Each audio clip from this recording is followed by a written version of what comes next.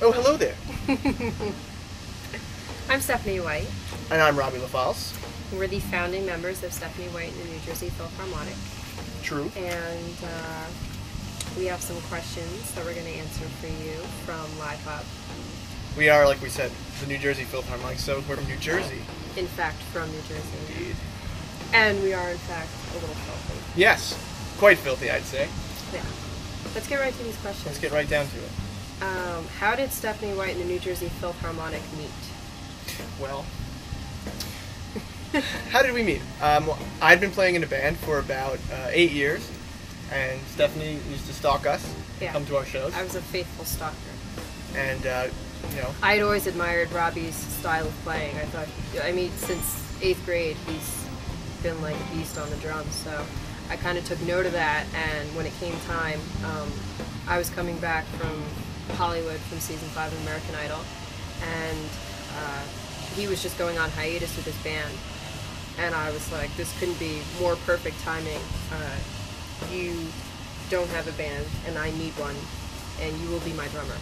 Yeah, and I said, yeah, I've got songs, and you will be my voice. So it just worked out great. It worked out well. This question's for Robbie. What is the story behind the name of the New Jersey Philth Harmonic? Well, we were looking for a band name, and we came up with a whole bunch of ones that were, I don't know, I guess a little bit risque, like Stephanie White People. Just sounded a little wrong. Stephanie White and the White People. Stephanie White and the White People. It just things that could be interpreted wrong. Yeah, so they were going the wrong direction, and then one of us had said, "What about Stephanie White and the New Jersey Philth Harmonic?"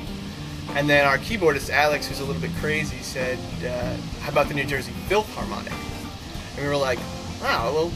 Because we're dirty. New Jersey is stereotypically dirty. And it's not actually a stereotype. I was reading a magazine yesterday. It was Maxim, actually.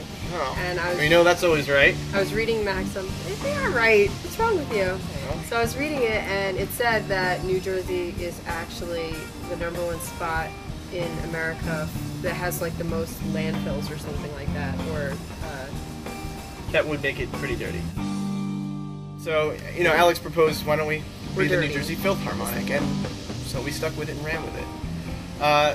Stephanie, what got you into music? Okay, I'd always been around music, and I guess the house that I grew up in, my mom always sang to me. I heard that my grandfather had always been a singer too.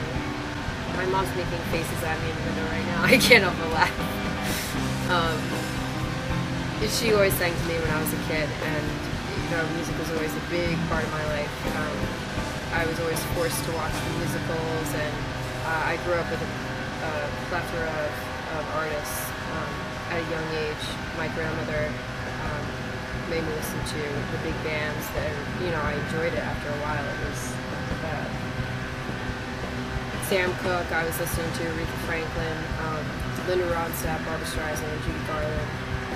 So they influenced me really early, and I think that had a lot to do with me choosing music as a career later. And Robbie, what got you into music? My parents. Similar answers. Right? Yeah, my dad played drums, so there was always a drum set up. I played that. My mom used to dabble in the piano. She tried to make you learn, right? 3 songs that she plays still. The same 3 songs. 2 songs from West Side Story and the Peanuts song. But they always aspired to be sort of like the Partridge Family. And then my cousin Dominic played drums, and that's really what got me going into it. And drums was the first instrument that Robbie played into, right? And he always busted my chops. chops. What your first song was that you learned? My first song I ever played on drums was Iron Man by Black Sabbath. The whole thing. And so his family had to sit through like 7 minutes of 7 minutes of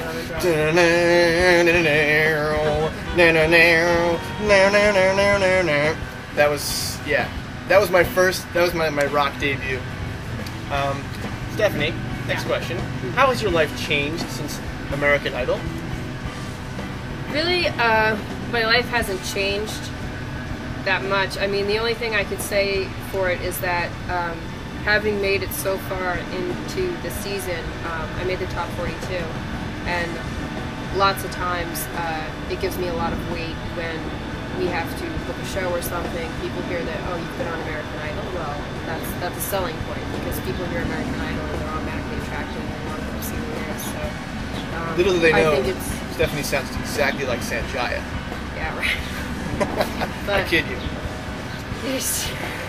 But I mean, it gives us a little bit of leverage sometimes. Sometimes it helps out. That's about all. I mean, it hasn't changed me in any dramatic, like, life-changing way.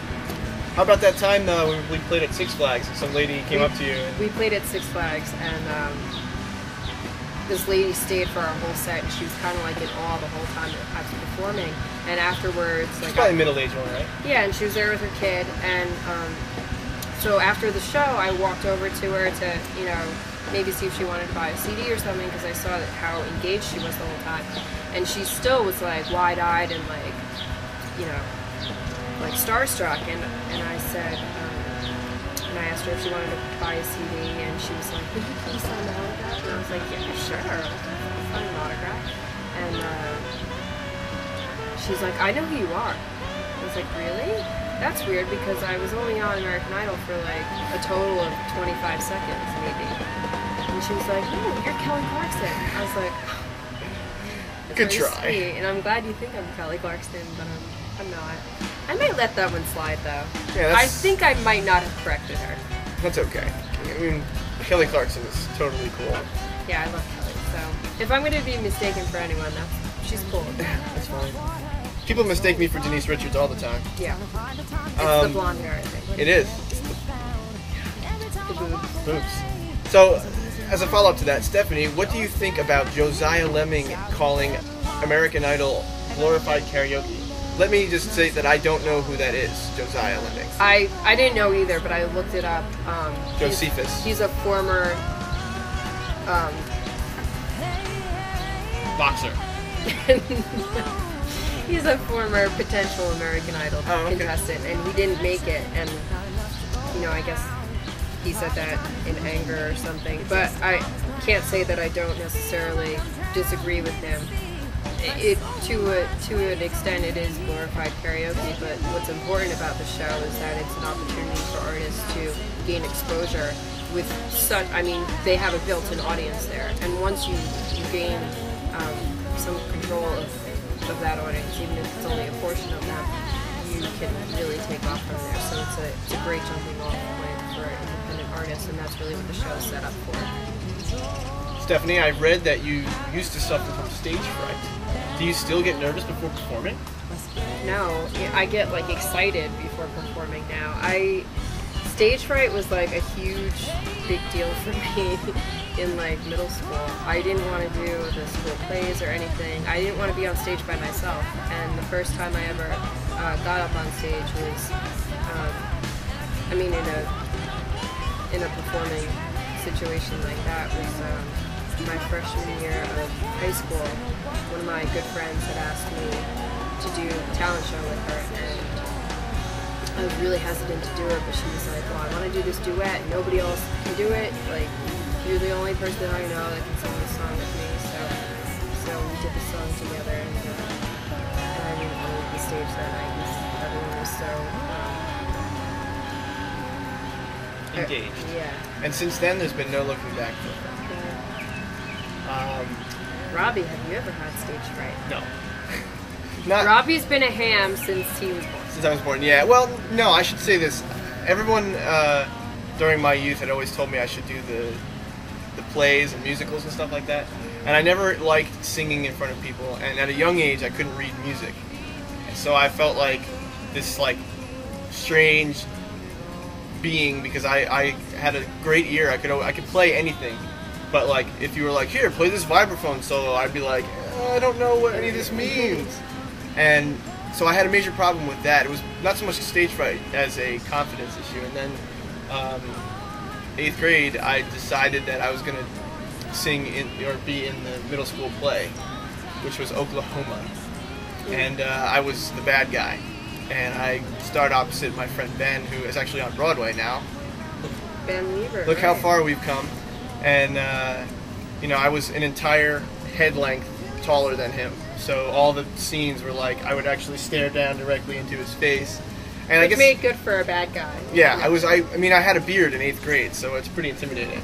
So, so I think that was sort of the defining moment of when I was ready to be in front of audiences in any capacity, whether it be singing, dancing, performing, all the dancing I do these days.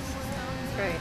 He's one hell of a dancer. You should really check out his moves. I've got great this. He belongs in 1968. Yep, absolutely. Tight white pants. Bring them on. Yeah. Flair.